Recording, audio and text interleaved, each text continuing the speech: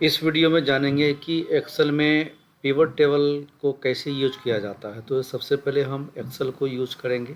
Excel को open करते हैं, sorry, window plus are press करेंगे। यहाँ पर एक्सेल टाइप करेंगे, EXCEL एक्सेल,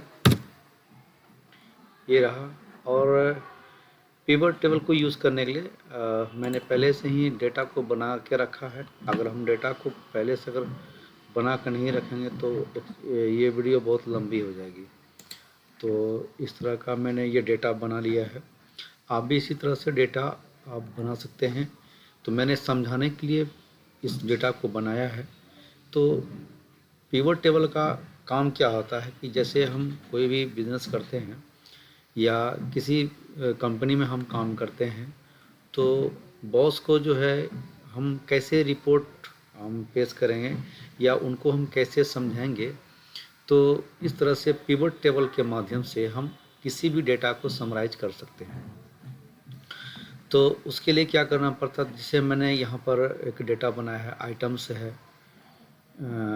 आइटम कोड लिया है मैंने। यहाँ पर आइटम कोड है, डेट ऑफ सेल से है, किस किस डेट में मैंने ये सेल किया है और कौन कौन से आइटम्स हैं वो मैंने यहाँ पर लिया है।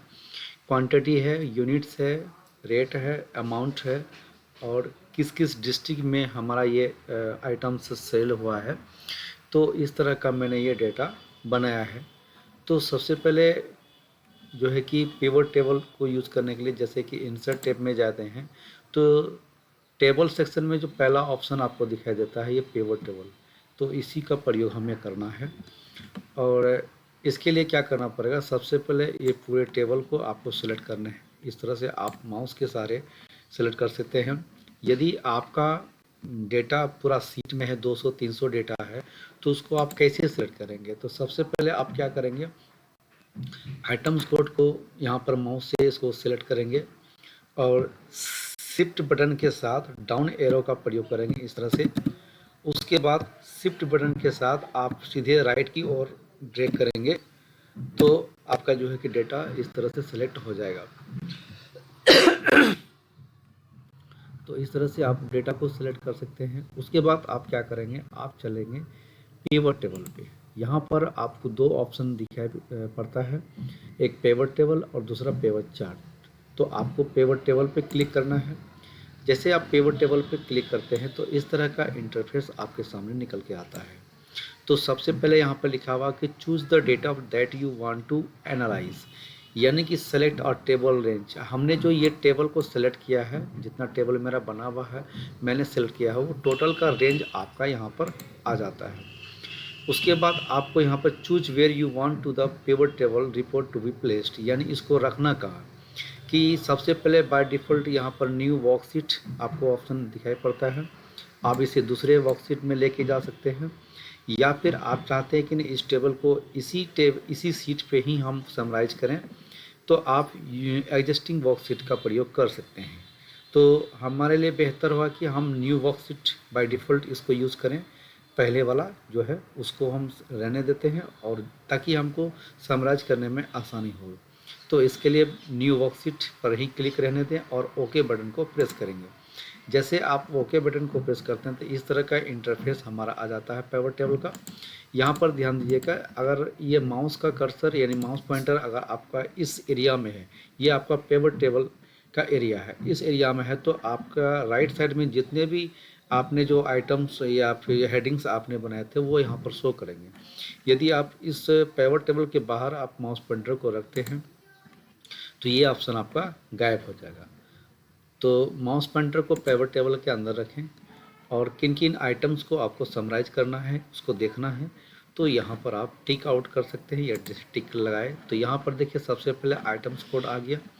उसके बाद है डेट ऑफ सेल्स, है ना, किस किस डेट को हमारा आइटम्स जो है कि सेल हुआ। आइटम पे क्लिक करने दिया, आइटम आ जाता है। आइटम का वो कोड भी है, आपका डेट भी है और आइटम नाम भी आ गया।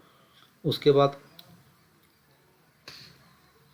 क्वांटिटी पे क्लिक करेंगे, यूनिट पे क्लिक करेंगे, रेट पे क्लिक करेंगे, अमाउंट पे क्लिक करेंगे और डिस्ट्रिक्ट पे क्लिक करेंगे। तो इस तरह से आपका जो है कि पिवट टेबल में रिपोर्ट शो करता है।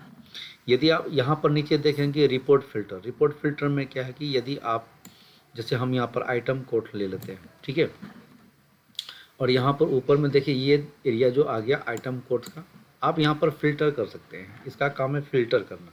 फिल्टर कैसे यूज़ कर सकते हैं, जैसे आप यहाँ पर ड्रॉप डाउन आप मेनू पे क्लिक करेंगे और आप जानना चाहते हैं पार्टिकुलर रूप से कि आइटम कोड 101 में कौन सा आइटम है, हमें नहीं पता। तो जैसे आप 101 में क्लिक करेंगे और ओके बटन प्रेस करेंगे तो पार्टिकुलरली केवल उसी 101 में जो आइटम है वो है आपका मदरबोर्ड। तो मदरबोर्ड का जो भी आपका इंफॉर्मेशन है वो आपको यहाँ पर शो करता है। उसके बाद अगर आप चाहे कि नहीं चेंज करके देखना चाहें कि दूसरा आइटम कोड क्या है, जैसे आइटम BR104, इसको आप सेलेक्ट करके ओके करते हैं तो ये आपका शो करता है कीबोर्ड कितने पीस में है, कितने क्वांटिटी है, 14 पीस है। इसका रेट क्या है, 650, एक पीस का दाम 650, यानी 14 पीस का दाम हो गया आपका 9100 है ना। तो इस तरह से जो है कि आपका पार्टिकुलर रूप से जो है किसी भी आइटम को फिल्टर करके अगर आप देखना चाहें तो वो आप देख सकते हैं। जैसे मान लेते हैं हम आइटम कोड को नीचे ले आते हैं, उसके बाद डेट को ले लेते हैं, ठीक है, डेट को लेते हैं तो यहाँ पर आप देखिए फिल्टर के रूप में जो है आपका डेट ऑफ सेल्स आ गया और यहाँ पर ड्रॉप डाउन में हम क्लिक करेंगे तो ये आपका डेट बाय डेट आ जाता है। जैसे हमको यहाँ पर जो है कि 13 तारीख को देखना है या 12 तारीख को देखना है कि कौन सा आइटम जो कि हमने सेल किया है और कितने का सेल किया है, ओके करेंगे तो यहाँ पर हमने जो है कि ये आइटम कोड भी दिखता है और जो है कि आइटम का नाम यहाँ भी दिखता है, हार्ड डिस्क है। और ये हमारा पूर्णिया में सेल हुआ है, पूर्णिया का जो कस्टमर है, पार्टी है, उन्होंने जो है कि यहाँ से हमारे यहाँ से जो परचेज़ किया है वो 25 पीस किया है, 1500 रुपया पर पीस के दाम से टोटल होता है 37,500 का जो है कि यहाँ पर सेल हुआ है। तो इस तरह से जो है कि हम रिपोर्ट फिल्टर में आकर के हम डेटा को समराइज करके देख सकते हैं। तो पिवट टेबल जो होता है कि वो बहुत ही इम्पोर्टेंट है, एक्सेल का सबसे बड़ा ज़बरदस्त टूल है ये पिवट टेबल के माध्यम से आप जो है किसी भी डेटा को बेहतरीन तरीके से जान सकते हैं, समराइज कर सकते हैं और जानकारी प्राप्त कर सकते हैं इस तरह से। तो मेरे ख्याल से आपको पिवट टेबल के बारे में जानकारी प्राप्त हो गया होगा। तो अगर आप जैसे कि यहाँ पर जो पहला चार्ट है इस तरह से, यदि आप चाहते हैं इसमें और भी कोई डेटा को इंक्लूड करना है, जैसे आपको इंक्लूड करना है जैसे कि डिपार्टमेंट इंक्लूड करना है, कौन कौन डिपार्टमेंट में हमारा जो वर्कर है वो सेल कर रहे हैं, काम वर्क करता है, तो आप डिपार्टमेंट को भी आप यहाँ पर जैसे हम एक रेंज और बढ़ा देते हैं और यहाँ पर हम लिख देते हैं डिपार्टमेंट, इस तरह से मैंने लिया और इसको हम इस तरह से ड्रैग करेंगे और यहाँ पर हम नाम लिख देते हैं, एक मिनट, यहाँ पर हम नाम लिख देते हैं कर्मचारी, जैसे डिपार्टमेंट हो गया, डिपार्टमेंट तो इलेक्ट्रॉनिक्स ही है सभी, या फिर कंप्यूटर पार्ट्स